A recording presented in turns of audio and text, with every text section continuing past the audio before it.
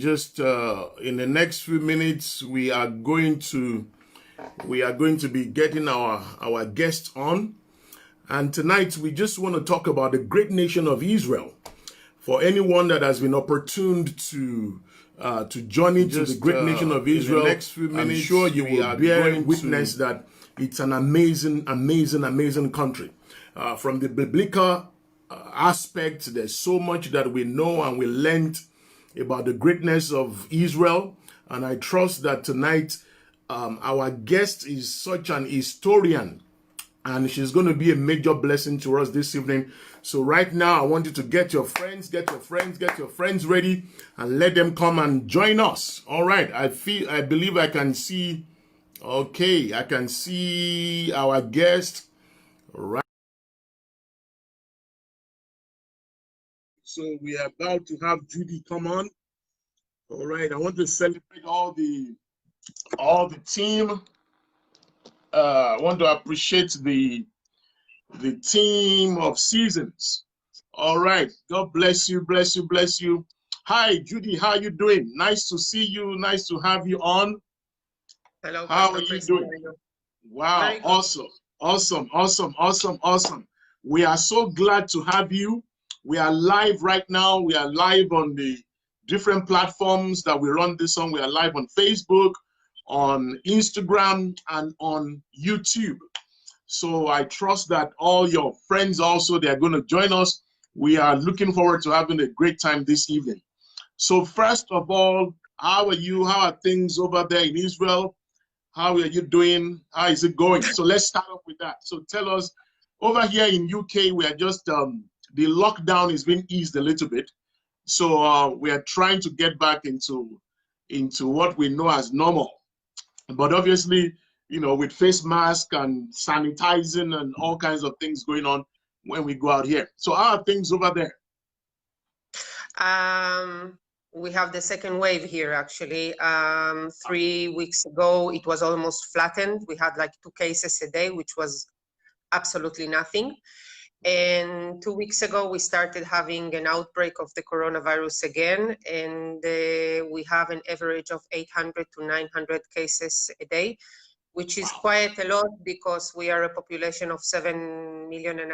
So it's not like the UK that you have millions. We are less than 8 million here. So I think it happened because we were, as long as the total lockdown worked, there was not a lot of cases. But since they eased the quarantine, there are a lot of infections, and they are thinking of shutting everything down again. So we are in our second wave, if you can call it like that. I mean, if we are talking about cases in total, it started in Israel officially. The coronavirus arrived the first days of March. We had till our days in total 35,000 cases, active cases. Out of them, today, as for today, we have 1,000 infected people and 350 deaths, which is actually, when you think about it, out of the 35,000 infected, you have 350 deaths. It's exactly 1%, which is nothing when you think about it. It's mainly the panic and the distress about it, but the fatalities in Israel are extremely low in compared to the number of the total infected because of medicine. All right. Yeah. All right. I mean, we just continue to pray that you know, this pandemic will just go away. Really and truly, even if it's just one death, it's still fatal to the families concerned, and you know, so we just pray that things will just yes, ease it down. All right. Okay. If you want to bring your camera down a little bit, Judy, just bring it down because it seems we've caught. Yeah. Perfect. Perfect. That's perfect. Okay. Yeah. So yeah, we want to welcome again all our friends that are joining us. Share this with your friends and family, everybody that is already on. I know a lot of people are still going to join us, but just share this with your friends and family. We're going to have such a great time this evening. The woman that we have on, the lady we have on this evening, is a very good friend of myself and Abby. We met years ago. Fantastic human being, fantastic woman. And Judy is, quite a bright mind. I can call her a historian, aside from the fact that she's a expert in Israel tourism. So we are really going to have a great time this evening. We're going to be asking her various questions in that regard. So from the biblical perspective, I want to let you know you are going to be very blessed.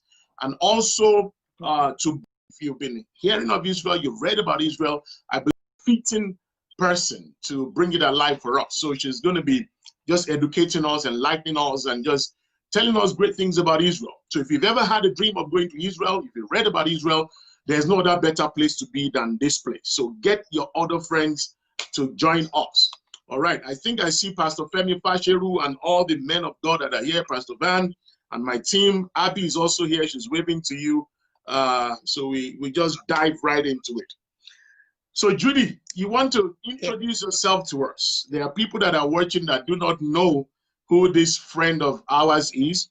So you want to introduce yourself to us. Who is Judy Bresnikov? I think I got your surname right? So tell us about who Judy is. Yes, who is Judy? I have a well. Let's start with my education. I studied first and second degree in history, part the general history and history of religions, and after I finished my university studies, I started guiding tours in Israel, and I fell in love with that. And first of all, it was a Jewish youth from all around the world, but after that, I started to guide pilgrimages, and that catched my heart totally. And gradually, from being a tour guide, I decided that I want to do it by myself. Not I want to do it my way, if you want to call it like that. So I opened 11 years ago MDG Travel. Actually, the MDG Travel, that weird name, is a blessing from an apostle from Curacao, from the Caribbean islands. Because when I was guiding, there was always in Curacao they speak Spanish. And the woman of the apostle, she was one of the persons I love most till today. She used to call me in Spanish, Mujer de Galilea, the woman of the Galilee. So instead of calling me Judy, she liked to call me Mujer de Galilea. I don't know why she chose to call me like that, but she used to call me like that, and that was when I was still a tour guide. And when I decided to give officially a name to my company, the only name that popped out was her blessing, the woman of the Galilee. I don't know why. And when I registered my company, it was the initials of Mujer, which is a woman, from Galilee, MDG. So that's the name, and since then my pilgrimages became 100% of my work. And I guess, to be honest, now that I'm sitting in my house all the time, I discovered it also became my life. Wow. You only realize how much your work is who you are when one day everything is taken off from you and you are left with a gap, and you understand that the gap is so big, it's because it filled so much in your life. So that 11 years became the focus of my life, and I enjoyed it so much. Most of the tours I guided in English and in Spanish, and this is how I met you and your wife. Yeah. Yes. Awesome. I mean, Judy, you are not eulogizing you. You are such an amazing woman, and you are very good at what you do. The next thing I want to ask you is, you've been people have been so blessed getting to know you, and you showing them the wonders of Israel, the beauty of Israel, and it's just an amazing thing to do. So can you, in your own way, can you tell us what has been perhaps your 3 or your 5 most highlighting experience so far in your profession? Tell us about Yes, your I have most outstanding experience. I brought 5 years ago, since I was a tour guide. My dream was to bring a mega event to Israel. I remember I was touring Benny Hinn, the pastor Benny Hinn, as a tour guide. And I don't know why. I mean, I wasn't even thinking of starting my own company. I was watching them in Jerusalem, in the footsteps of the temple. The biblical footsteps of the temple are still existing, and you can do mega events there. And I remember as a tour guide, I was watching them praying, and I don't know why. I said one day I will bring a group of like that of mine. And actually it happened 5 years ago. I brought Jael, Jesus is Lord, to Israel with the brother Eddie Villanueva. And I remember I took them to the Sea of Galilee, 600 people for baptism. And I stared at everyone dressed with white gowns before entering the Jordan River for baptism, everyone singing. And I don't know why it felt so amazing. Wow. So I think I fulfilled my dream of bringing the mass. It doesn't have to be because they are Jair. It's out of the equation of the experience. I'm talking about the experience of seeing the mass praying. It has a different effect. Everyone, when he's praying, it's an amazing experience, yes, to see them praying. But to see almost 600 people conquering the Jordan River in white gowns, praying, I cannot explain the powerful experience. I was just watching them with this huge smile.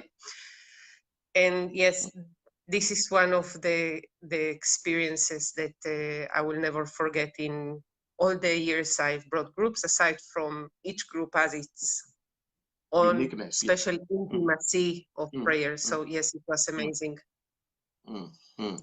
Wow. Yes. Praise God. Praise God. Yeah, it awesome, was amazing. Awesome. All right. So on the other thing also within that experience, Judy, is that I've been opportune to be in Israel, and I cannot write the story of my experience of coming to Israel without you. You invited myself and Abby, and you hosted us, and it was an amazing experience. It just opened up so much for me as a student of the Bible. It just opened up the Bible to me, and that experience has not left me. Since that time, even every time that I'm sharing God's word or I'm reading the Bible, it's a different, and to walk in those. So it's just a wonder. And so I cannot, encourage you in dream to go to Israel, and that dream must come to pass. The other thing I want to ask you now, we have so many things that we're going to get on with this evening, is from all these beautiful places, you just want to take a few moments and just tell us about the wonder of Israel. What makes Israel to be a special nation?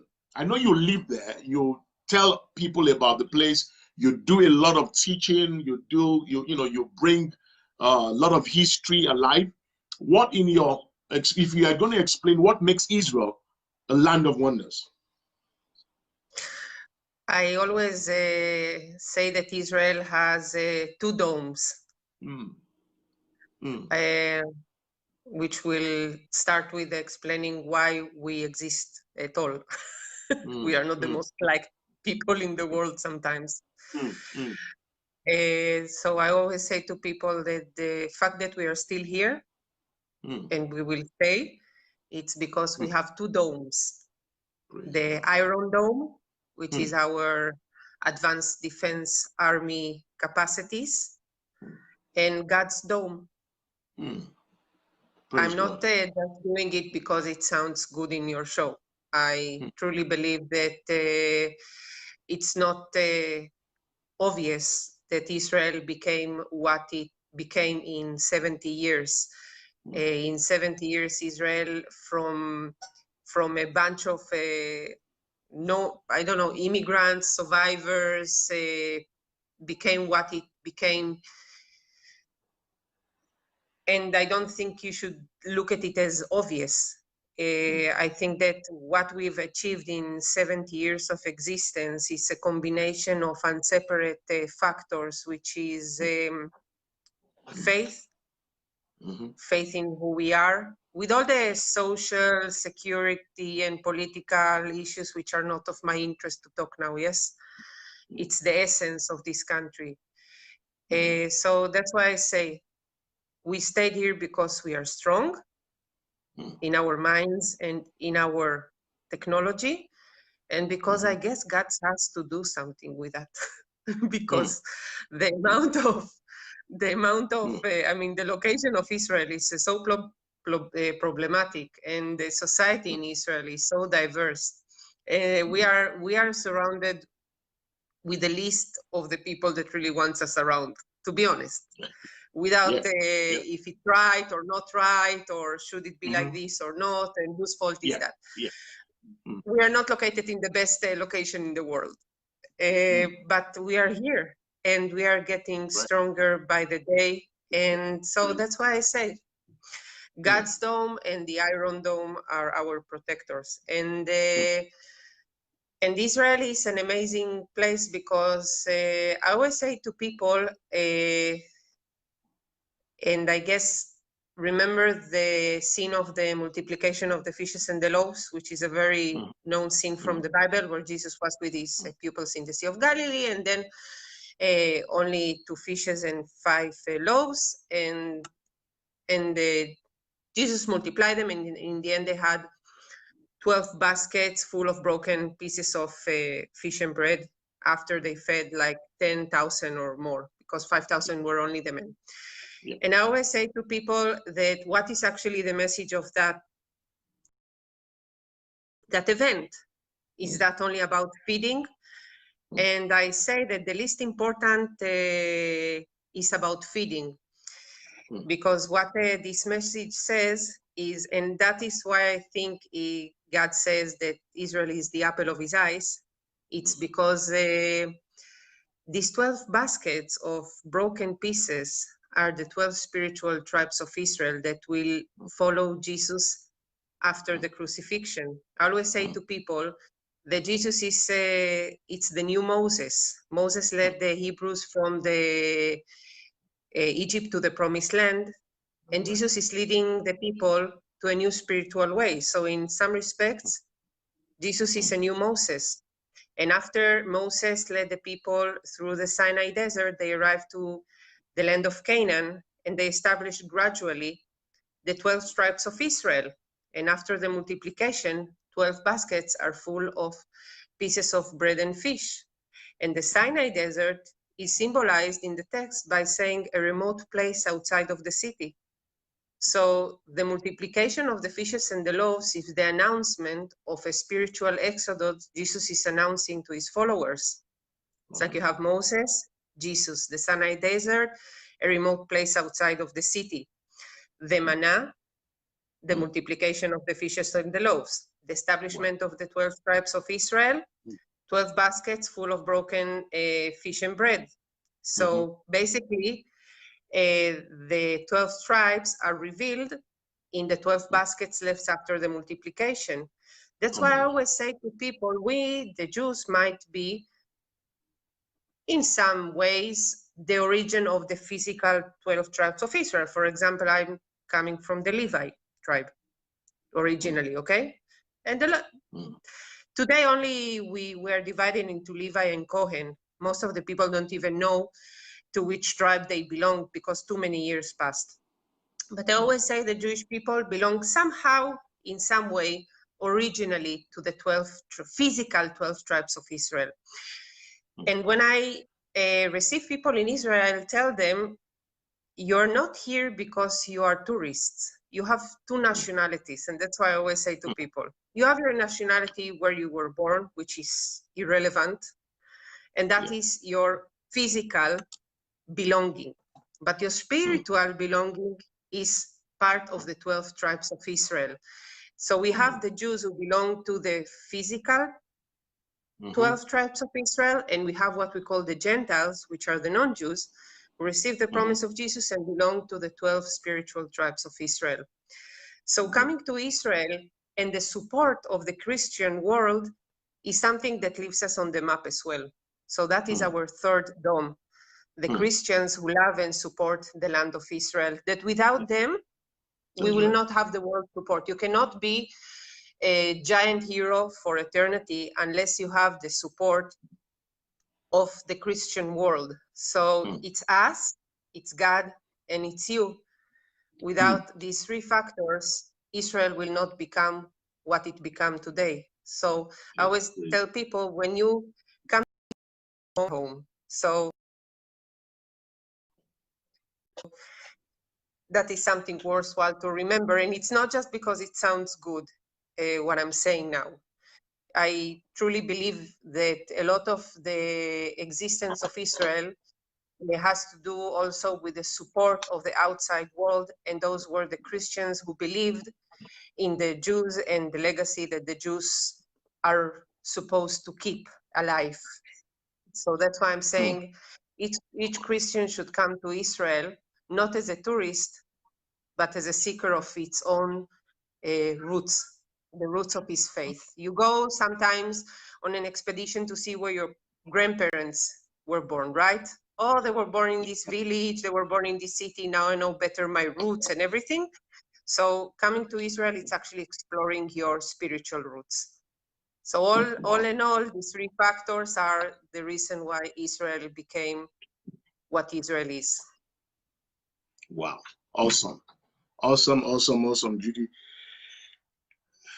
In your experience from all the lectures that you give, I mean, you give some amazing lectures. I've been opportune to sit in a few of them.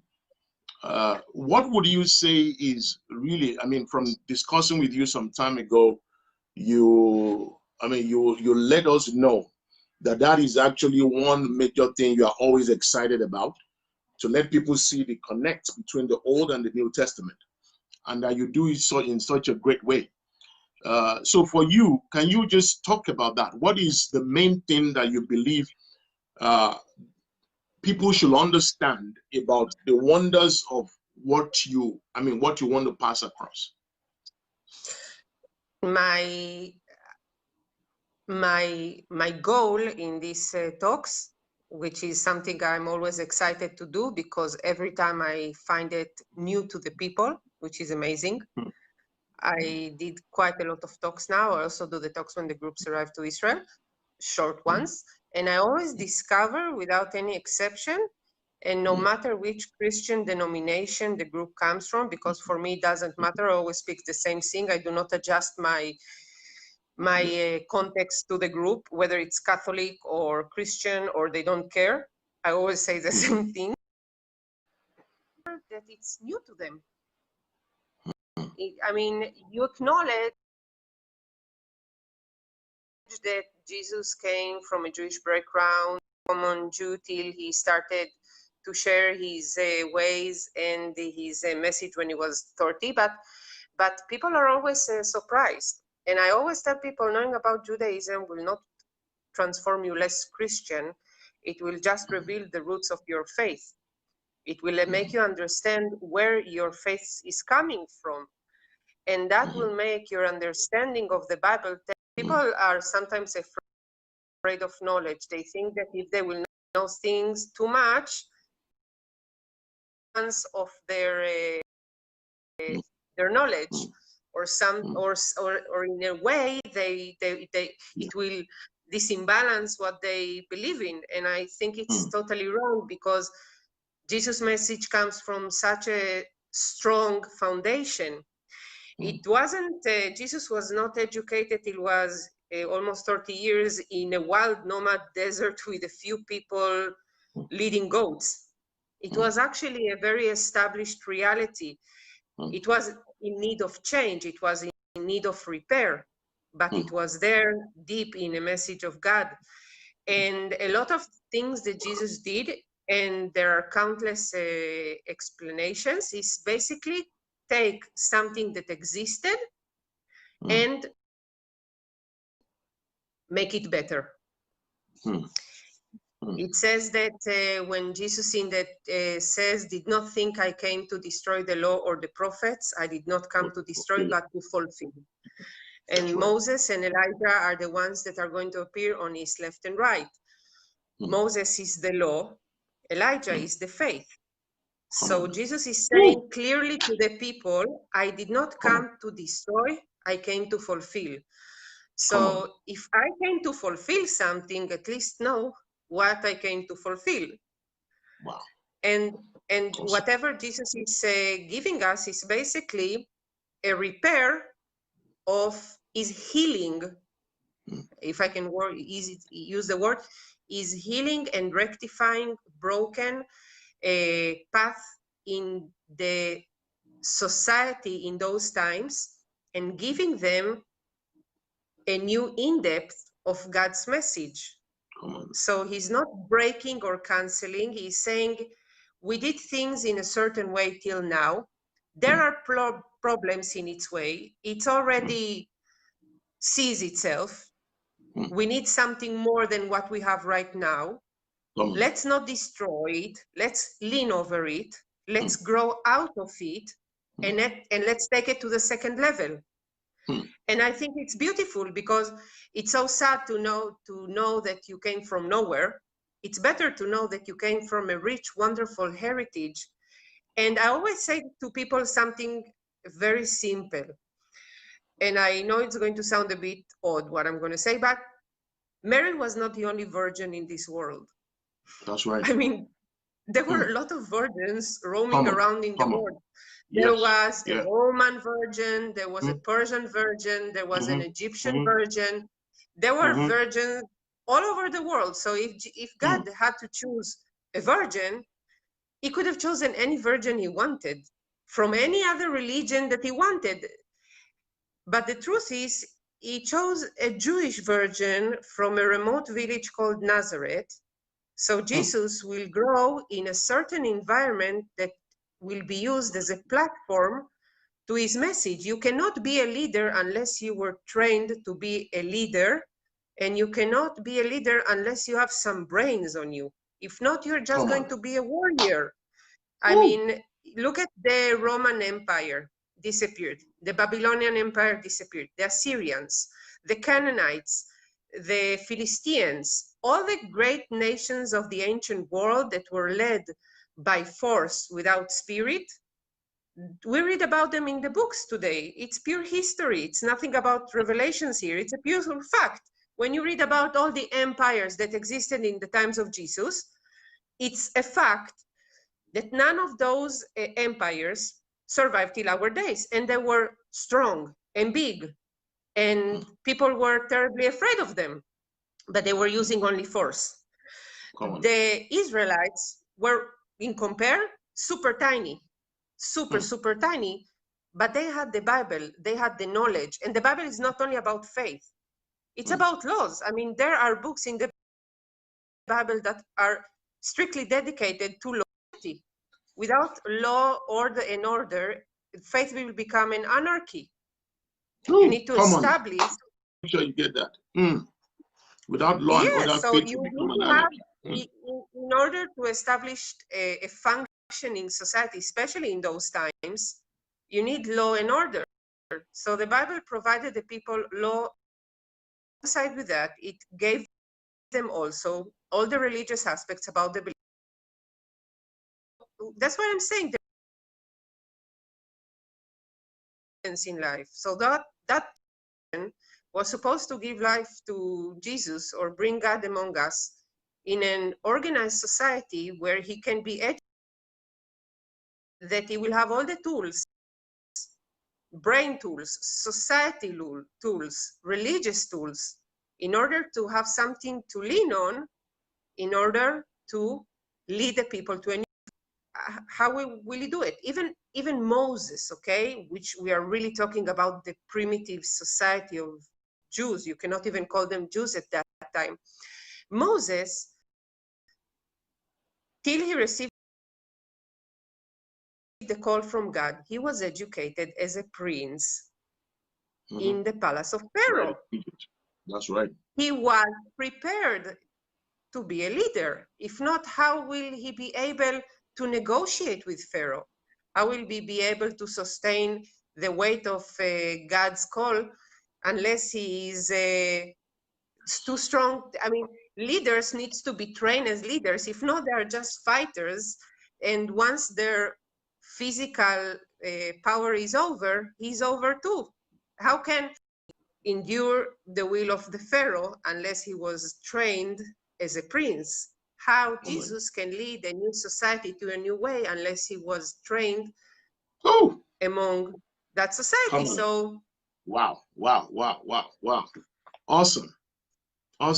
yes. You know, I'm just being blown away, Judy, because you know all the things that you are saying are in my. I mean, these are the things I was writing down yesterday for a prayer session I'm having tomorrow. And so I'm here listening to you, and I'm like, wow, God is just amazing.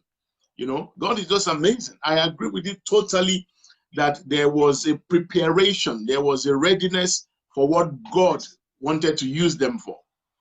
You know, I always say that when the pupil is ready, the master will appear.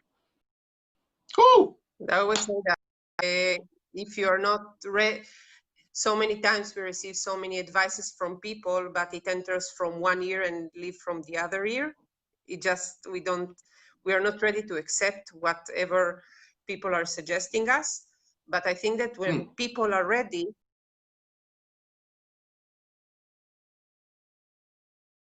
I think the Jewish people were, because they were sick and the priesthood leadership in those times, and Jesus came to rectify.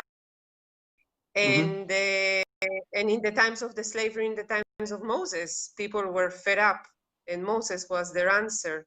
It's like the biggest revolutionary people arrived from the people, and they were not that common people. In South America, really, it's not about communism or anything, because I'm not interested in talking about that, yes? But what I'm trying to say, was an educated person. I don't mean if its way is right or it's out of the conversation. I'm just saying as a figure, as a leader. He was a doctor. He was an educated person. So he led a revolution, not just as a crazy, because crazy shouting people we have every day. They draw attention, but they fade very quickly. Revolutionists people, if they really want to do an effect, they need to come from a solid educated background. So that's what I'm trying to say. And when we come back to Jesus, Jesus was an educated person. He was a humble person. In India also, the biggest revolutionary person was a lawyer who gave everything and went with the robe the rest of his life. But he was also a very educated person before. So Jesus came to rectify out of knowledge. And that's why I'm saying, when you come to Israel, you need to understand where the message of Jesus came from. Because he was an educated person. He didn't say, oh, let's destroy everything, let's burn everything, and let's start a new religion in the middle of the woods and let's have fun. He didn't say that. He said, let's take what we have, let's not miss all the knowledge that we accumulated till now, and let's do something better with that. He re-educated the people to a new, more advanced thinking. And if you really want to understand the roots of Christianity, you need to understand which kind of wisdom Jesus used as a base to his message, because If you only get the message without knowing where it came from, what does that message worth? You only will get the 15% of the message. And there are so many, like the multiplication of the fishes and the loaves I just told you. For most of the people, it's just about physical feeding. Oh, Jesus was compassionate and people were hungry, so he gave them food. But I tell them, guys, people followed Jesus for 2.5 years. So every day they were hungry because every day after work, I guess, they gathered to listen to him. So every day Jesus multiplied fishes and loaves? No, he just sent them home. So why did he decide to multiply fishes and loaves on that specific day? Because he had a message to give them. But if you don't understand the mentality, the society, the language, and the base of those people, how will you understand that the multiplication has nothing to do about feeding physically, but giving them a message of a new spiritual exodus saying, I'm the new Moses. This is the new manna. You are the new 12 tribes of Israel. Whoever will follow me will experience a new beginning. If till now we established the 12 physical tribes, let us now move on to a more spiritual concept and let us apart from the physical to the spiritual. But if you don't live that reality, you don't understand that reality, then you will always think, oh, Jesus is so compassionate. When you are hungry, he's multiplying fishes and loaves. And I'm not saying it that with disrespect. On the contrary, the history and detach you from understanding the message of Jesus. And this is just one tiny example. So coming to Israel and experiencing Israel in the right way, not in the, as I say, romantic way, but really going deep into the Bible and knowing Judaism makes you understand better Christianity. And that's what I'm saying. You want to become a better Christian in your understanding. I'm not talking about faith. Faith is a personal matter here. You want to become a better Christian, start with the basics. Oh, praise God. Awesome, awesome, awesome, Judy. And you know what you just said now just reminded me of the experience I had when you, when we went to, when we went to trying to get the name of those beautiful large pictures of the, where you, and there was that large picture of the woman with the issue of blood. Remember the place we went to? And I was saying to the people that I was really touched that day when the young man that took us around mentioned and described what happened. That woman with the issue of blood when he touched Jesus. And that the young man was saying that he called that daughter and was explaining that that shows the affinity he had with people. And that really touched me that day because here I am, I've read that place a lot of time, but just touching on what you're saying, that knowledge just does amazing things to the mind when you tap into knowledge, and that's the beautiful thing about what you do, that is not just showing people about the beauty of Israel, but to actually those teachings and those lectures are just amazing. The next thing I want to ask you, Judy, is 2 questions in one. Of all these beautiful places that you get to take people to, from Masada to the place of nativity, Jordan, Galilee, and all these beautiful places, which one of them actually would you say, is there a standout one for you, that one of those places really stands out, and why? The desert. The biblical camp. That's my favorite place. It's in the middle of the Judean desert where you and Pastora went. The biblical camp in the middle of the Judean desert. Sadly, most of the churches and places we visit today, I'm not talking about the location, I'm talking about what we physically see. It's modern churches, to be honest, or medieval churches. Only a few places are really archaeologically related to the times of Jesus. And Mount Zion, we know it's Mount Zion, but everything we see there, it's from the 11th century and above. the old city of Jerusalem, when we walked the Via Dolorosa, the traditional Via Dolorosa. It was built in the 17th century after the city was destroyed 6 times. In the Sea of Galilee, it's beautiful because you truly see the lake, and you see Capernaum, where you can actually see the remains or some remains of the structures that belonged to the village where Jesus lived. But everything is, it's all about tourism experience, the pictures and the sights and the souvenirs, and the only place where serenity of the experience, and that is particularly mine, yes, because each of the people have different experiences, and people, which is the best, you get 40 different answers, yes, so it's my subjective answer, not something to lead people into thought. But the desert, for me, it's one of the pure places in Israel, because the desert really did not 1,000 years. And the Judean desert is the only place where we know Jesus just sits under a tree and meditate. I guess he was meditating, knew the end was coming. Tested by the devil, if you want to call it like that. He went to Jerusalem and the end came. And the desert,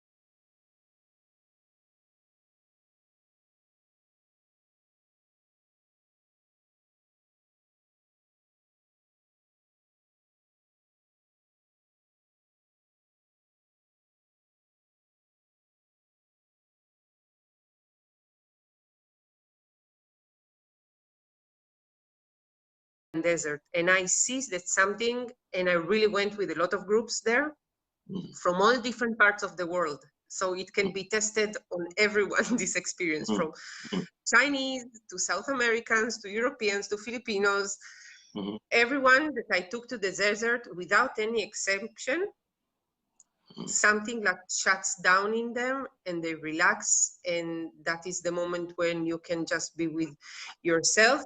I'm not extremely a spiritual person, but the serenity and the peacefulness of the desert is, in Israel specifically, surrounded by the mountains. It's not like the Sahara, it's not a sand desert, it's a rock.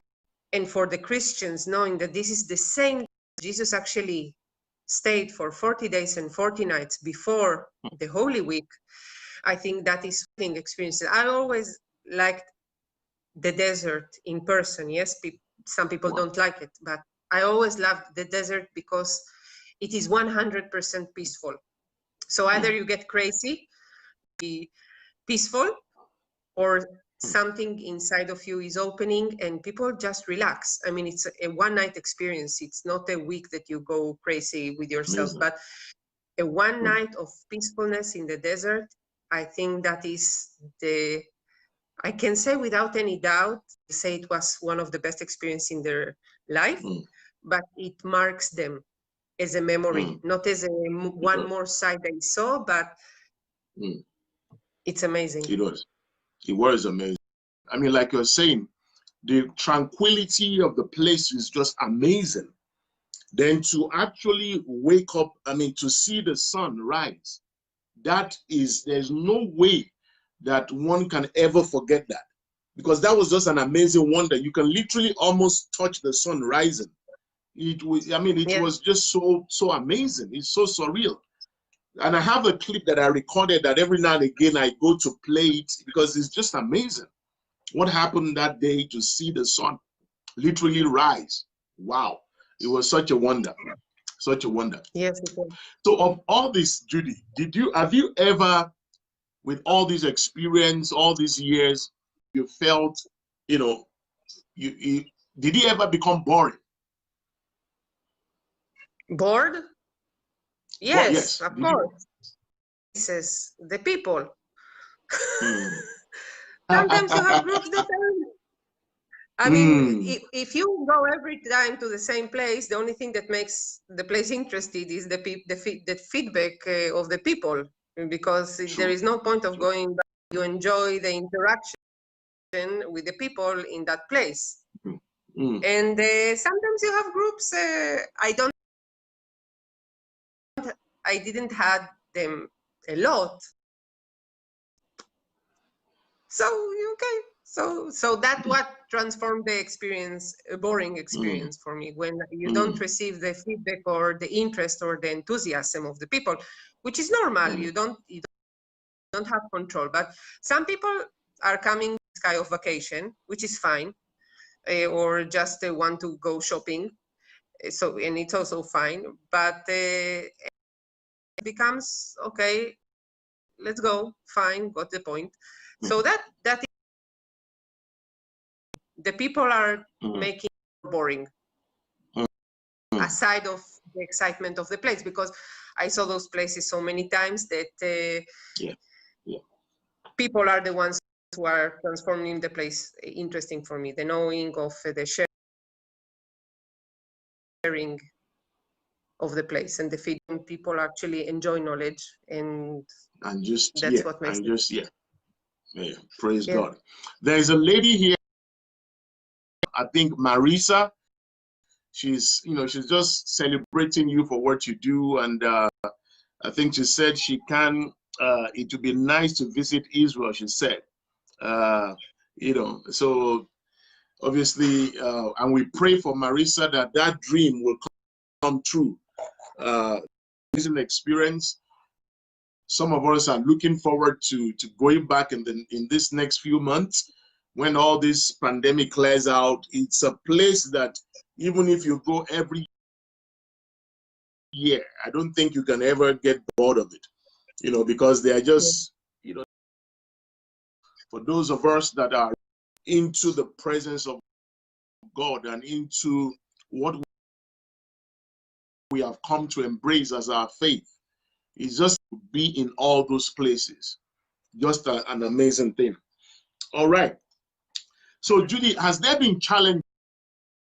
Has there been challenges in all that you do, even from the challenges from obviously the neighboring countries, the things that Israel had to deal with every time? What would you do? Or have you ever thought of, should I do something else? right now, actually.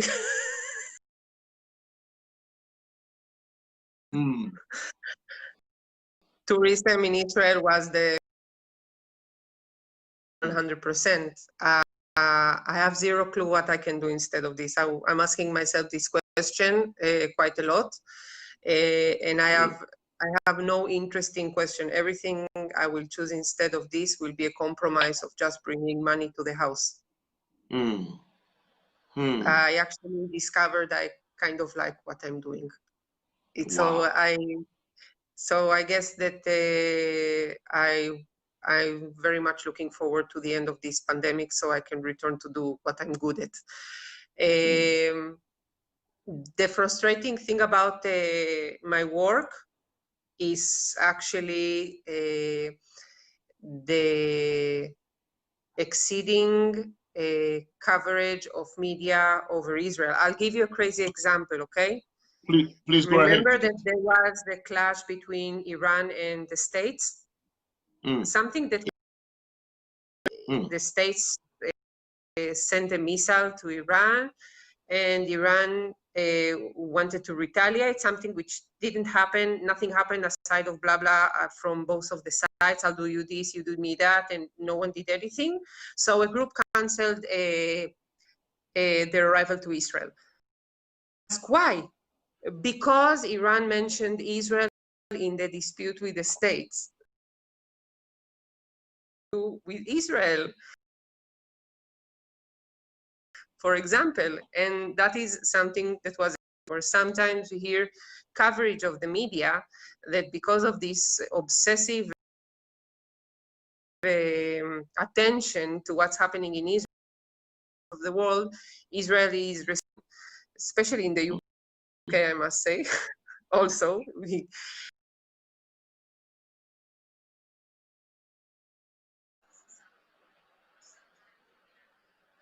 I mean, sometimes you hear that in the world, oh, there is a war with Gaza. Missiles are falling everywhere. I live 35 kilometers from Gaza. And I hear the news exactly.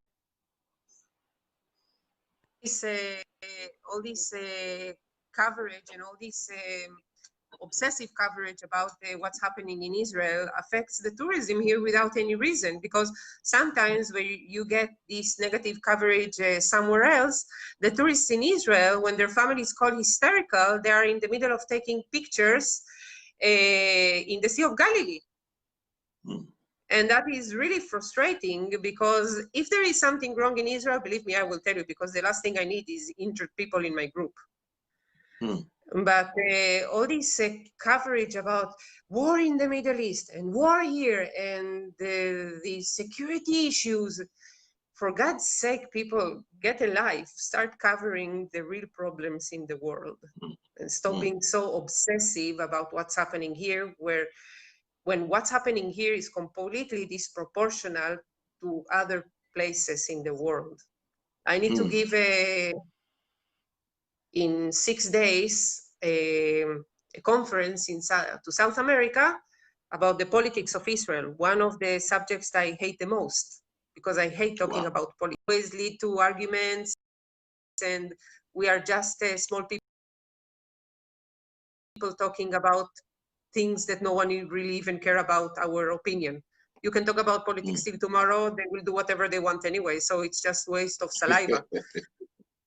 But the only thing I have to say when I speak about politics is get some proportions in life and decide what do you want to cover. And if you cover obsessively something in compared to other stuff, ask yourself why.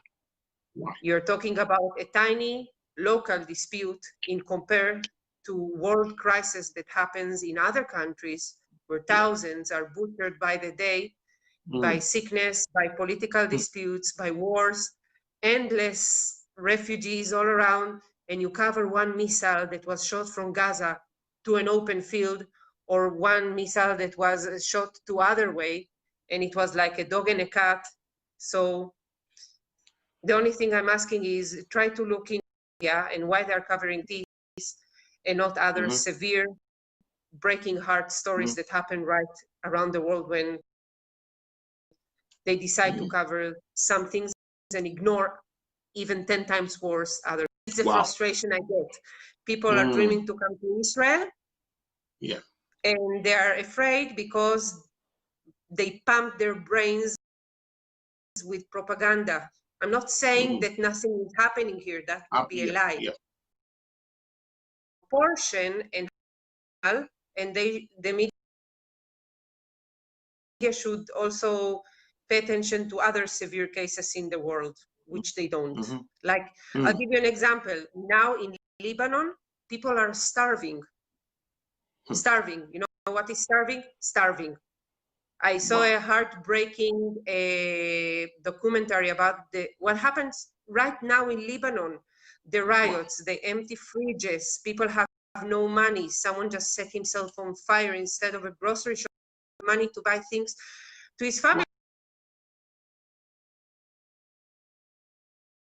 I'm not an expert in politics of Lebanon. I'm just saying that, is anyone covered the crisis, the human crisis that happens in Syria and Lebanon? Syria is, long time ago, there was a country called Syria because of the hundreds of thousands of deaths and millions of refugees. And in Lebanon, they are starving literally in the streets.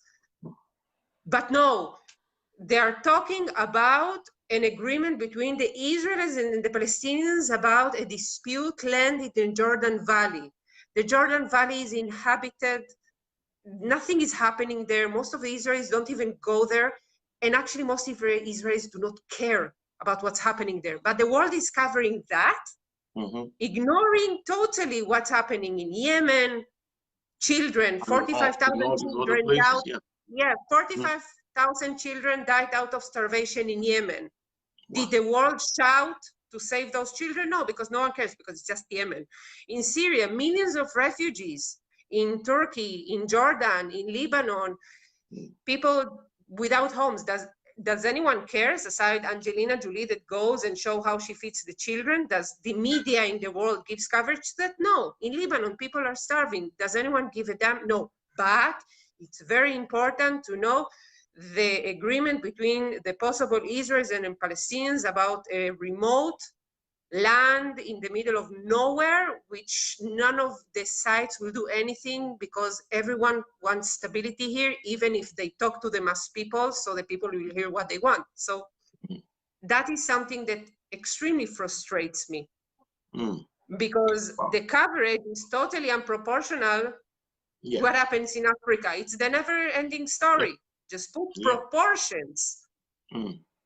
Does anyone cover what happens in Nigeria? With Boko Haram and all that? No, because it's not interesting, because it's not Israel, all these girls that were raped and murdered. Very, very, very true, very true. Yeah, so talk about that. That's more interesting than a remote land or a saying it's not true and it's not bad. But put some proportions in life. Yeah, very true. Woo! Awesome, Judy, awesome, awesome. Every time that you speak, and every time we'll hear from you is always enlightening, always educational, always inspiring. And we just, for you, we thank God for your life and what God has gifted you to do. Just myself and we can't just wait to see you soon when all this is over. We have about 2-3 more minutes. We want you to just give a closing remark. In that, I mean, someone has been watching this and a lot of people that will yet watch it on our pages. Just speak to someone. I mean, you've addressed it to a degree that, you know, people should not be afraid to desire to come to Israel. They should not hear the propaganda. You've done an excellent job of educating us tonight. But just in closing, is there any other thing you want to say to someone that about just the wonder of Israel, about why people should come to Israel, and what they should look forward to? I guess that what you're looking for in Israel, it's a personal experience. And if you're looking for something which is on the spiritual level and you're coming with a question, you probably will be answered here. Not because I promise miracles, it's because the questions are here. So if you want to find them, you will probably find them where you will. On the spiritual level, I'm not saying you will have these amazing revelation. People do have revelations here, but it's okay. But it will definitely settle you with a lot of questions about your faith. I always say something. What is the reward of coming to Israel? That when you sit and read the Bible, if you read it, usually you imagine the places. Oh, it should have looked like this. Maybe it was here, and you use it, right? I always say that one of the rewards of coming to Israel is that you shall no longer imagine the places you read in the Bible, you will remember them. Wow. And seeing the places makes things look more real and puts things into proportion. For example, people cannot believe Jerusalem was so small,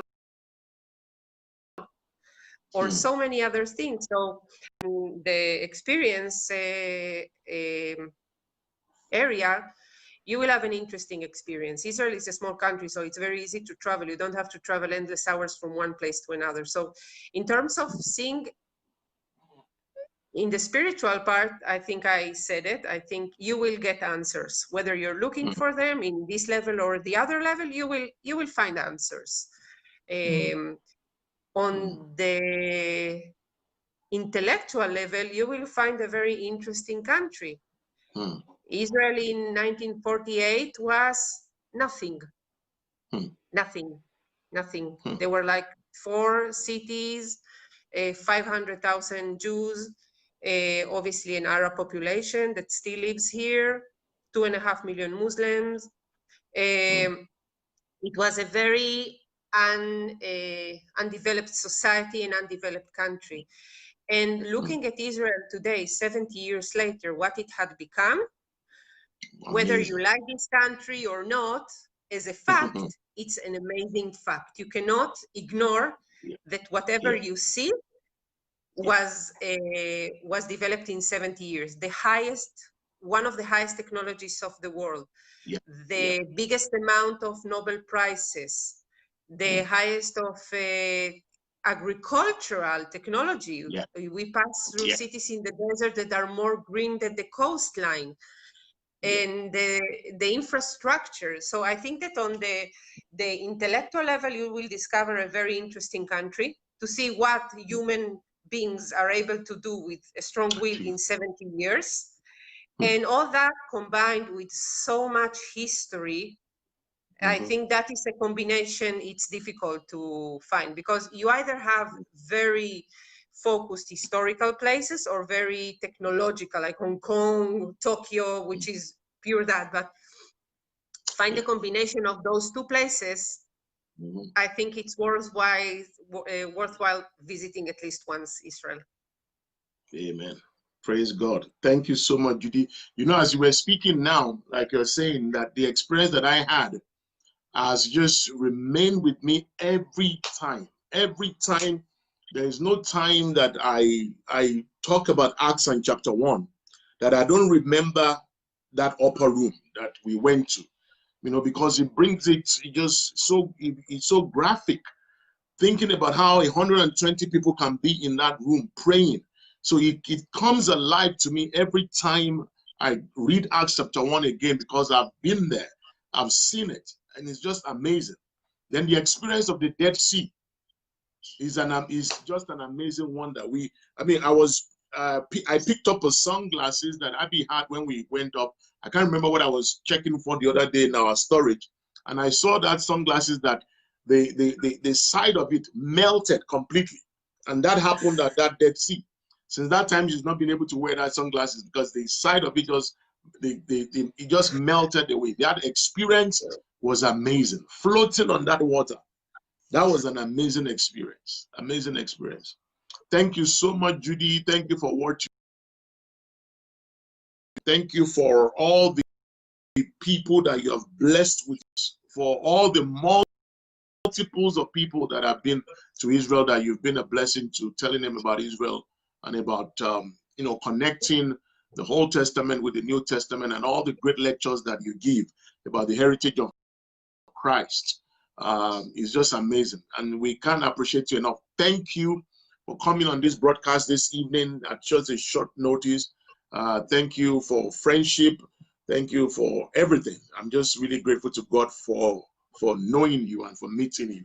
And we are looking forward to seeing you very soon by the grace of God for another experience, a wonderful experience. We've been looking forward to it, and we believe that we're making it happen, and is very, very soon we're going to be there. So I see all my people, they're excited, they are all giving the love sign and the thumbs up. We're all looking forward. So thank you again, Judy. Greetings to Guy and your beautiful daughter. And we just thank God for everything that you're doing one more time. Thank you so much. Thank you for coming on this evening.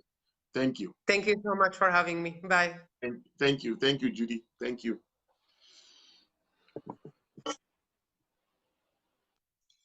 Wow. So people, thank you again for spending this time with us on the Seasons, episode 18. We look forward to another episode next week. Thank you so much for all your comments and for supporting what we are doing. We are so grateful. We are so grateful. We are so grateful. Again, our mission on Seasons is that we believe that in every season, to every season, there is a lesson and a blessing. To every season, there's a lesson and a blessing. And that's what we try to do. We try to bring people from various fields of life that we know that they have a story and peculiarities to extend that we can glean and learn from. And that's what we try to do here. And I trust that for all the episodes that we brought to you, that you have learned something. And I trust that you will that we've been able to do just that. We love to hear from you.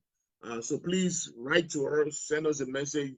If you're on Instagram, DM us, and all the next, the different ways that you can commune with us. We'd love to hear from you.